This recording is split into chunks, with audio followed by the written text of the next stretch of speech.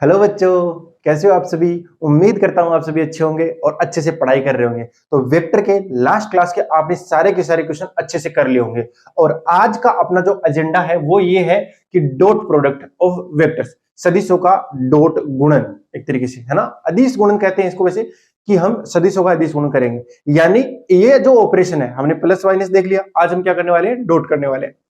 तो डॉट आप इसको मल्टीप्लाई मत समझ लेना, ठीक है ना, ऐसा कुछ नहीं है। इसका ज्यामितीय मतलब क्या होता है वो देखेंगे, पहले कुछ एक फॉर्मूले देखेंगे, फिर इसका ज्यामितीय मतलब क्या होता है वो देखेंगे, उसके बाद में इसके प्रॉपर्टीज देखेंगे और कुछ एक क्वेश्चंस भी करने वाले हैं आज के सेशन में।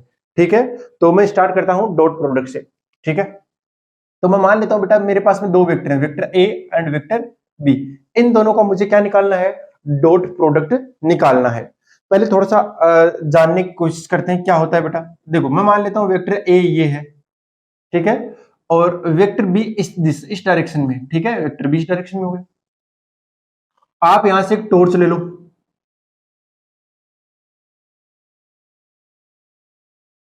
और इसके ऊपर लाइट डालो, इसे पूरी पूरी ऊपर।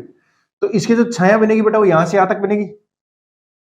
मतलब परपेंडिकुलर आनी चाहिए, जो छाया है ना वो ऐसे आनी चाहिए समतल। ऐसा नहीं है वैसे बिखरती हुई आएगी, बिखरती हुई आएगी तो छाया ज्यादा बनेगी। जो छाया आएगी, वो लाइट आएगी, वो कैसे आएगी, एकदम प्लेन में आएगी। ठीक है, हाँ, अगर प्लेन में आएगी तो इसकी छाया यहां से यहां तक बनेगी। इन दोनों के बीच का एंगल कितना हो गया, थीटा। तो इस छाया की लंबाई कितनी आ गई, इसका ये घटक ही हो गया ना एक तरीके से, बी कोस थीटा। ये वाला घटक कितना हो गया, B cos theta.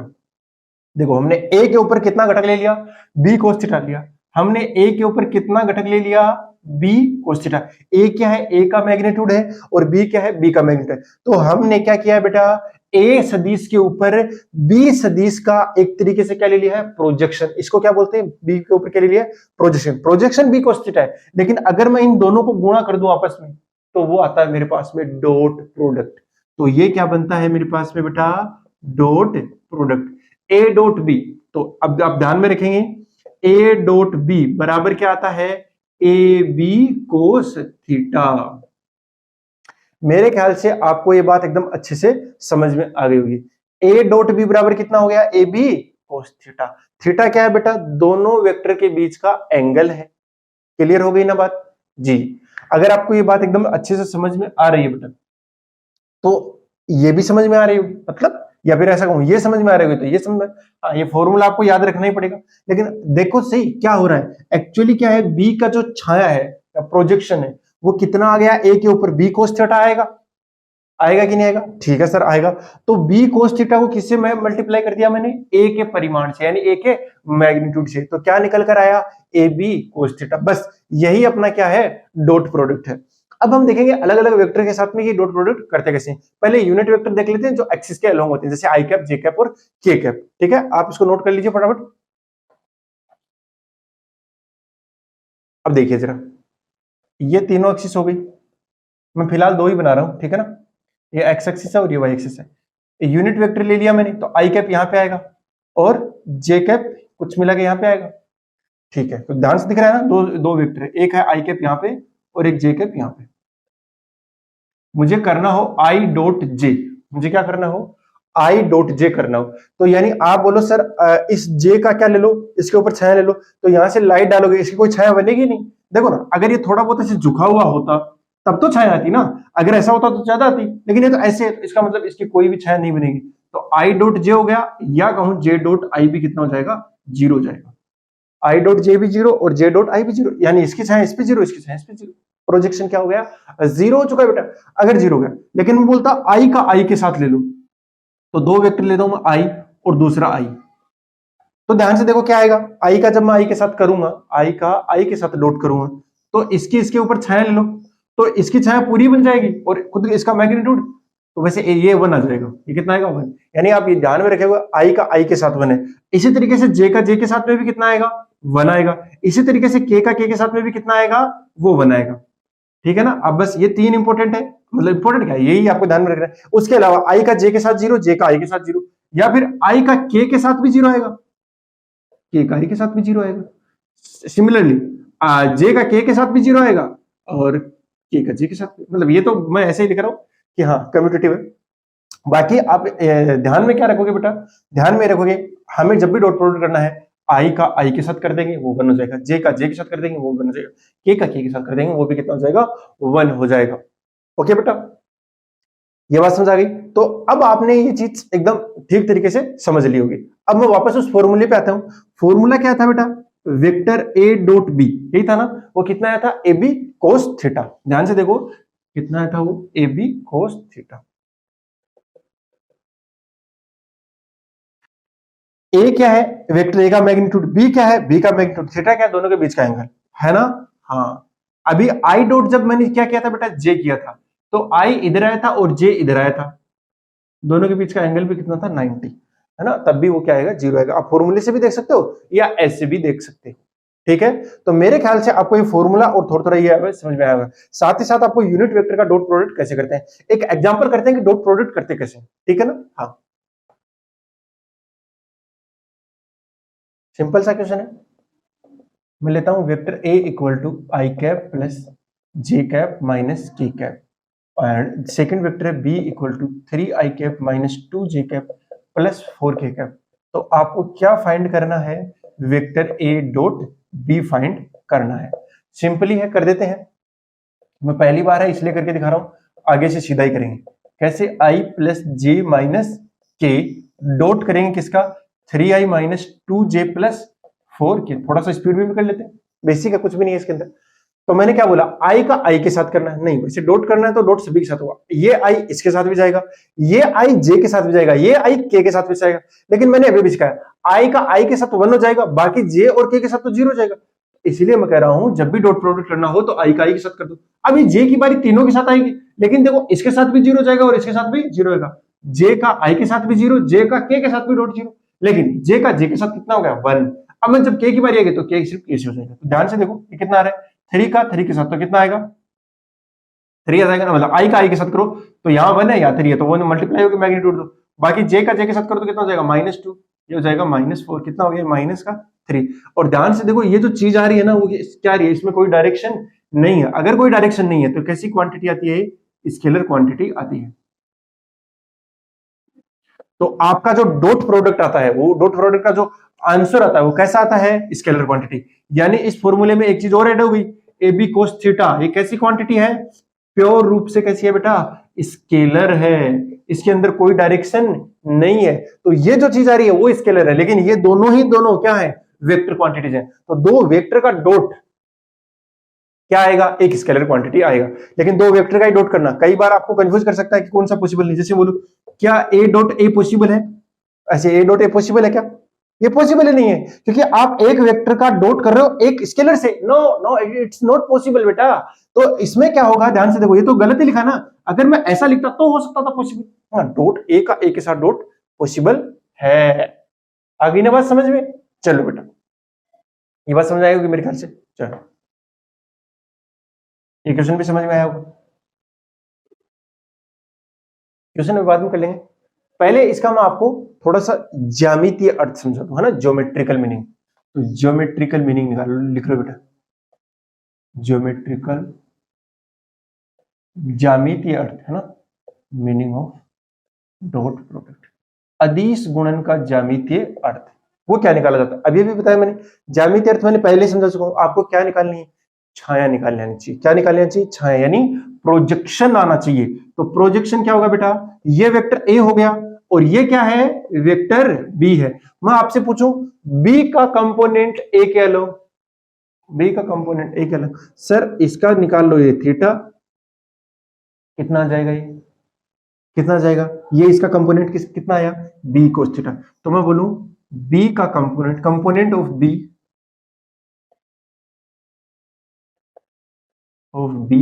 Along a, along a, ये कितना आएगा। अगर मुझे सिर्फ मैग्नीट्यूड चाहिए, कितना चाहिए, मैग्नीट्यूड चाहिए, तो देखो जरा ये कितना आ जाएगा, इसको मैं लिख सकता हूं बी कोस थीटा। अरे बी कोस थीटा लिखूंगा नहीं लिखूंगा यार, ये लिख दिया ना बी कोस थीटा, बस आपको यही निकालना है और कुछ भी नहीं निकालना। अब बहुत सी बुक्स के अंदर क्या इस फॉर्मूले को मॉडिफाइड कर देते हैं, मुझे अच्छा नहीं लगता, वो पता नहीं क्यों नहीं लगता, बट नहीं लगता।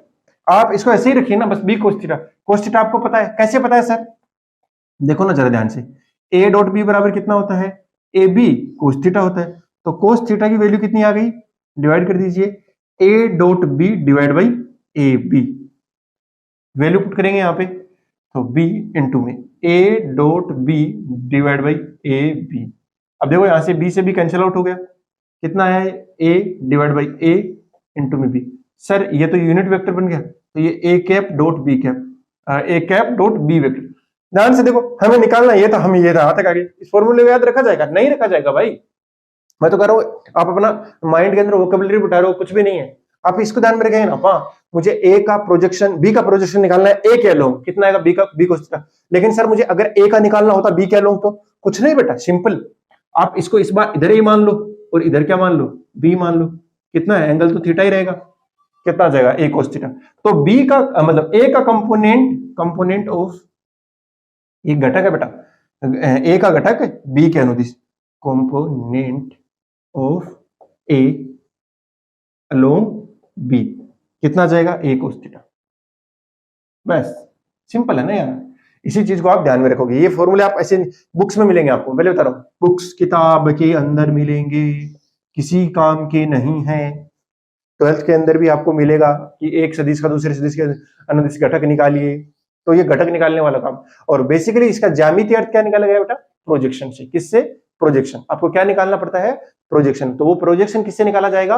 डॉट प्रोडक्ट से निकाला जाएगा। मेरे ख्याल से आपको इसका ज्योमेट्रिकल मीनिंग भी समझ में आया होगा। आ गया ना बेटा? चलो देखो, जब क्रॉस और डॉट दोनों एक साथ मिलेंगे तो अच्छे वाले क्वेश्चन बनेंगे। अभी तो मैं आपको सिर्फ समझा रहा हूं, ठीक है बेटा? तो ये दो चीजें हमने देख ली। चलो अगला है प्रॉपर्टीज,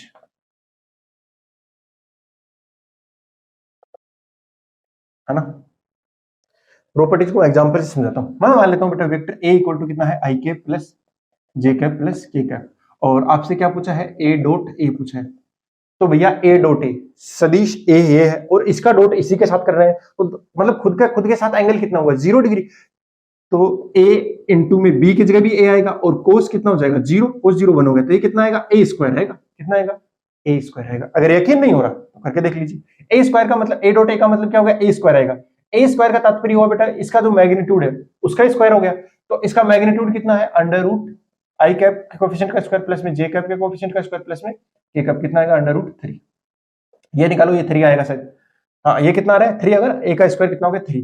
मैं बोल रहा हूँ a डॉट a फाइंड करो, तो कितना हो गया, आई cap plus j cap plus के cap dot I cap plus j cap plus के कैप। आई का आई के साथ में कर दो 1, प्लस में जे का जे के साथ में कर दो 1, प्लस में के साथ कर दो, अगेन कितना आ गया 3। तो मैं कह रहा हूं आप चाहे ऐसे करो चाहे ऐसे करो, खुद के साथ डॉट प्रोडक्ट जब करोगे तो खुद के मैग्नीट्यूड का स्क्वायर आएगा। अब इसको ऐसे ही पढ़िए, जब भी किसी वेक्टर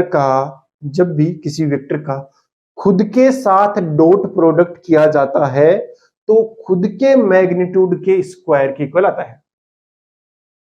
फिर से बोलता हूं, स्वर्णिम शब्द है, जब भी किसी वेक्टर का सदिश का खुद के साथ डॉट प्रोडक्ट किया जाता है, खुद के साथ डॉट प्रोडक्ट किया जाता है तो खुद के परिमाण यानी मैग्नीट्यूड के वर्ग के बराबर आता है, स्क्वायर के बराबर आता है। खुद के साथ डॉट करो तो खुद के मैग्नीट्यूड का स्क्वायर आ जाएगा। तो पहली और इंपॉर्टेंट प्रॉपर्टी बनी ए डॉट ए, वो कितना आ जाएगा, ए स्क्वायर। खुद के साथ डॉट तो खुद का ही स्क्वायर। बात समझ आ गई ना? तो ये तो हो गया पहला काम। दूसरा काम क्या है, एंगल निकालना। दो वेक्टर दे रखे हैं और आपको पूछा गया है कि दोनों के बीच का एंगल ज्ञात कीजिए। तो एंगल कैसे निकलेगा, angle between two vector,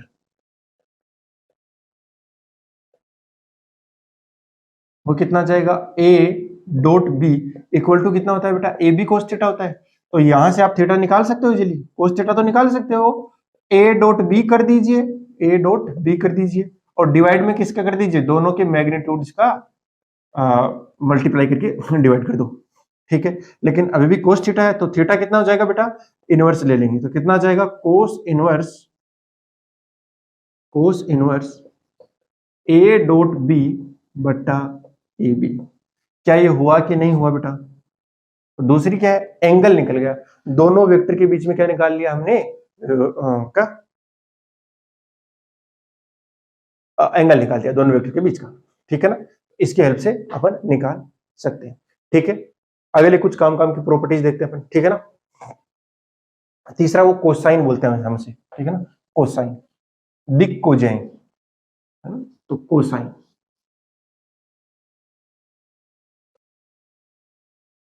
cosine जरा ध्यान से देखो, मैं कोई वेक्टर मान लेता हूं 3D के अंदर है, ये हो गया एक्स एक्सिस, ये वाई एक्सिस हो रही, जेड एक्सिस। जेड एक्सिस मैंने कई बार बताया ये से आपकी तरफ होगा, अरे होगा कि नहीं होगा, बिल्कुल ये आपकी तरफ होने वाला है। तो कोई भी एक वेक्टर है, मुझे वो 3D के अंदर है, कुछ ऐसा सा है। ठीक है, उसे मैं अभी बना तो नहीं पाऊंगा 3D के अंदर, फिर भी ट्राई करते हैं।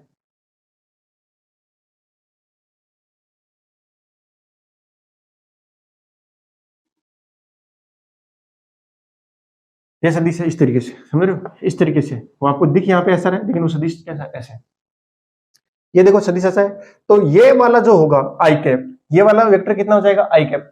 आई कैप होगा कि नहीं होगा, या फिर एक्स एक्स के अनुदिश आपका यूनिट वेक्टर कितना आएगा, वो आएगा आई कैप। मैं बोलूं इस वेक्टर का एक्स एक्स के अनुदिश कोण कितना है, तो ये एक्स एक्स के अनुदिश भी कौन बनाएगा, वाई एक्स के अनुदिश भी बनाएगा और जेड के अनुदिश भी बनाएगा। तो मैं देखो इसका नाम दे रहा हूं, ये अल्फा हो गया और ये बीटा हो गया, और तीसरा जो है वो गामा।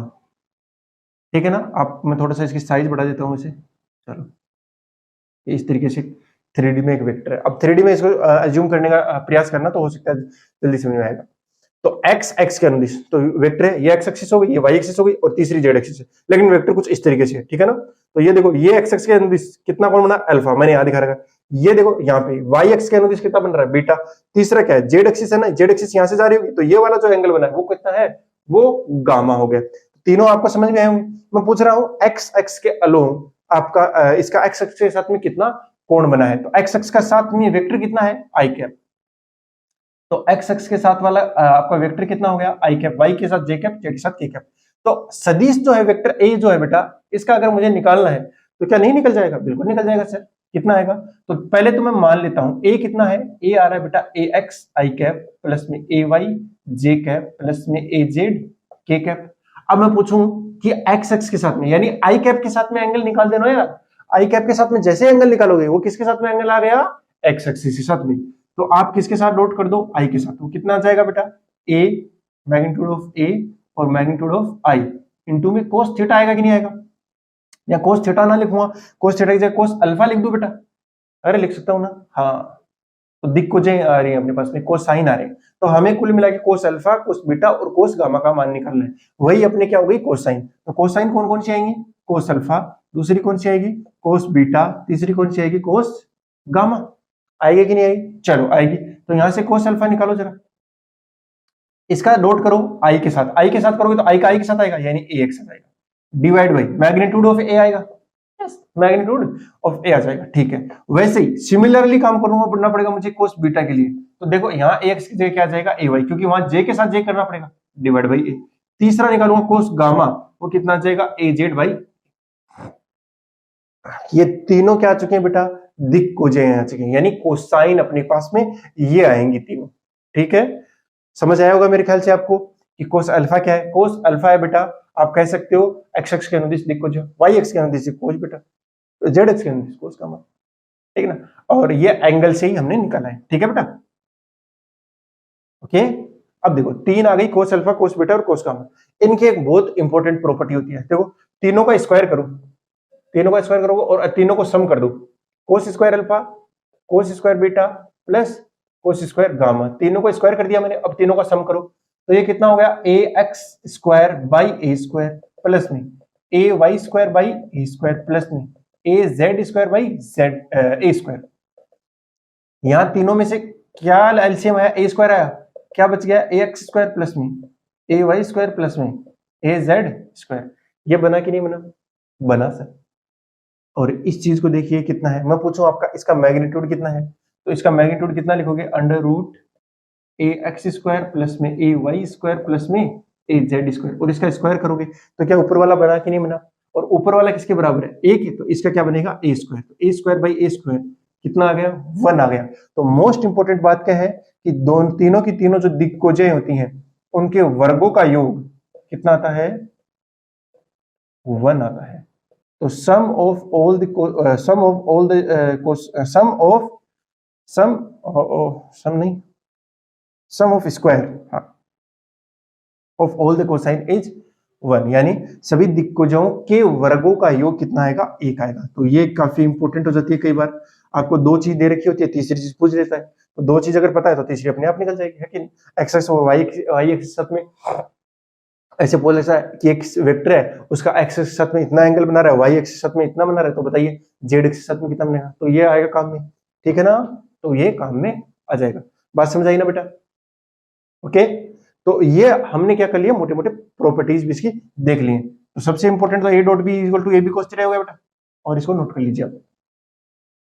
अब कुछ एक क्वेश्चन देख लेते हैं बेटा, ठीक है। क्वेश्चन नंबर 1 आज का, और क्वेश्चन ये है कि दो वेक्टर हैं 3i cap plus 4j cap, और दूसरा वेक्टर है minus 6i cap plus 8j cap. बताओ दोनों के बीच का एंगल कितना होगा, ठीक है ना। एंगल बिटवीन देम, यानी दोनों के बीच का कोण कितना होगा, angle between vector a and. अब जब ऐसी कंडीशन हो, सीधी सी बात है, आपको क्या लगाना है, ए डॉट बी लगाना है। आप ट्राई करना चाहो ट्राई कर सकते हो, ओके, रोक कर, ठीक है। ए बी कोस थीटा, अब आप मैच कर लीजिए अगर आपने ट्राई कर लिया तो। ए डॉट बी, इन दोनों का डॉट करो, आई का आई के साथ -18, जे का जे के साथ 8 चौक 32 बराबर। ए का मैग्नीट्यूड 5 आएगा, सीधा लिख दो ना। देखो ए का मैग्नीट्यूड कैसे निकालेंगे, अंडर रूट 3 स्क्वायर प्लस में 4 स्क्वायर, 9 प्लस 16 कितना होगा 25, 25 का वर्गमूल लेना आएगा 5। चलो बी का मैग्नीट्यूड निकाल लेते हैं, अंडर रूट -6 का स्क्वायर प्लस में 8 स्क्वायर कितना आएगा 36 प्लस में 64, 100 आ गया, और 100 का स्क्वायर रूट कितना होता है 10, 5 आया। ये कितना आएगा 10 इंटू में cos theta, cos theta equal to ये कितना रह गया भाई 14 रह गया क्या, हाँ 14 बाई ये कितना हो गया 50। तो ध्यान से देखो कोस थीटा की वैल्यू कितनी आ गई 7/25, यस 7/25 आ गया। तो थीटा कितना आया बेटा, थीटा जो होगा आपको बुक्स के अंदर आंसर में कैसा मिलेगा 7/25 मिल जाएगा, ये इसका आंसर, ठीक है। सिंपल सा था, बस आपको इसी में आपको आगे नहीं निकालना है कि कितना डिग्री आ रहा है, अभी आपको इतना आता भी नहीं होगा और आपको जरूरत भी नहीं है, ठीक है। इस चीज की निकल गया बेटा, ओके। अगला क्वेश्चन कर लेते हैं।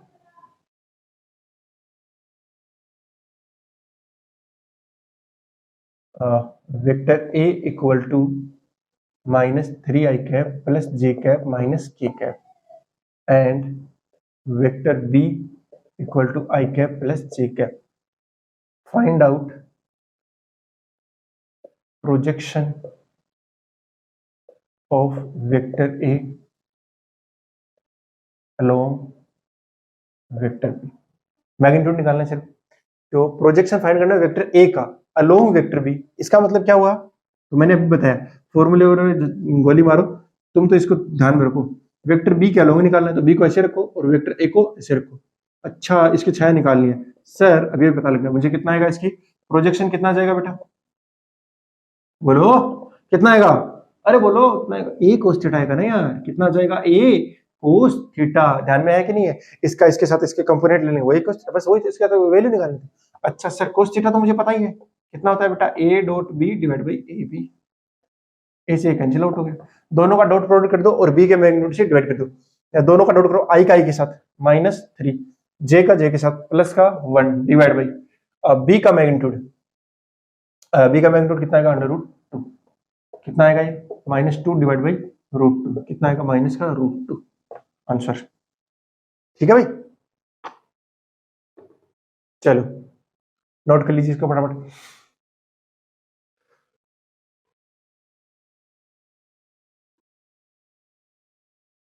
हो गया,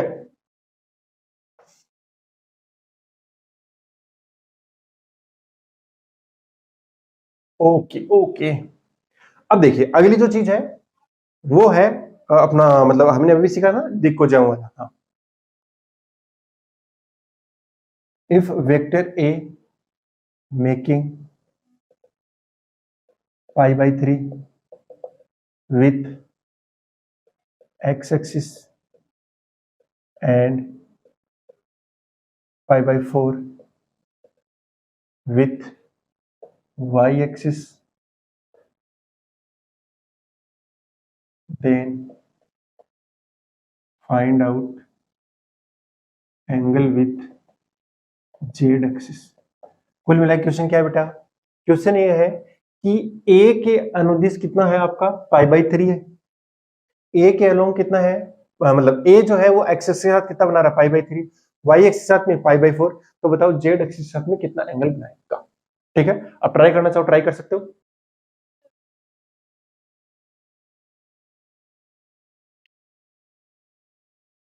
चलो सॉल्यूशन देख लेते हैं फिर इसका। सॉल्यूशन आपने कर लिया होगा, ट्राई मैच करना जरा। मैंने अभी भी सिखाया था आपको, दिक कोजें होती हैं तो ओ स्क्वायर अल्फा प्लस को स्क्वायर बीटा, उनके स्क्वायर का सम कितना आएगा, वो 1 आता है। ठीक है जी सर, अगर वो 1 आता है तो कोस स्क्वायर अल्फा यानी कोस π/3 का स्क्वायर प्लस कोस π/4 का square plus cos square gamma equal to 1।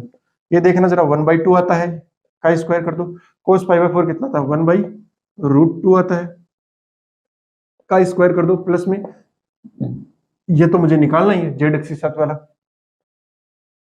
ये कितना आएगा 1/4 plus 1/2 plus cos square gamma equal to 1। ध्यान से देखो, cos square gamma equal to कितना हो गया 3/4 हो गया, उसमें से जाएगा तो 1 माइनस 3/4 दैट इज 1/4। तो कोस स्क्वायर गामा जो है कितना आ गया बेटा, वो आ गया 1/4 है ना, तो कोस गामा कितना जाएगा 1/2। तो यहां से गामा अगर आप निकालोगे तो वो कितना जाएगा 1/2 कितने पता है π/, देखो वैसे प्लस माइनस दोनों आएगा है ना, तो एक पे π/3 पे हो जाएगा और एक दूसरा 180 में से हो जाएगा 2π/3। नहीं नहीं नहीं माइनस, हाँ ठीक है, उतने भी हो जाएगा, यानी एक हो जाएगा 60 डिग्री पे आ रहा है, एक आ रहा है 120 डिग्री पे आ रहा है। अब वो देखने का नजरिया होता है बेटा, है कि नहीं, कुल मिलाकर। अब ये से आएगा एंगल, तो ये वाला जो है वो 120 डिग्री हो गया, लेकिन ये वाला कितना हो गया 60 डिग्री हो गया। ठीक है ना, हाँ, तो आप दोनों भी ऑप्शन भी हो सकते हैं, बट आप क्या लिख दोगे, गामा कितना आ गया π/3। चलो नोट कर लीजिए इसको।